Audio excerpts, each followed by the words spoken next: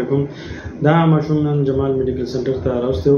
د دې ماشوم مسله دا وه چې دا ماشوم ډېر جاړي، د شپې ماښام نه بعد سټارټ شي او ټوله شپه جاړي، بیا د ورځې ویده وي. دې ته موږ ډاکټرۍ ژبه کې انفنټایل کولیک یعنې د خېټې درد وایو. دا اکثر د 2 هفتو نه بعد شروع کېږي او د 4 میاشتو پورې یا د 6 میاشتو پورې وي.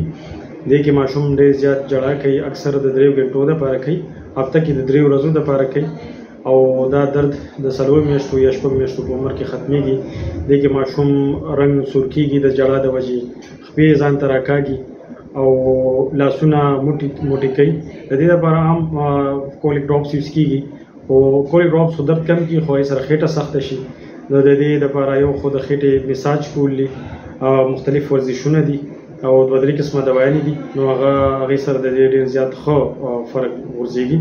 نو داسې قسمه چاته هم ماشومانو ته مسله وي نو هغه تاسو د دې مسلې لپاره جمال میډیکل سنټر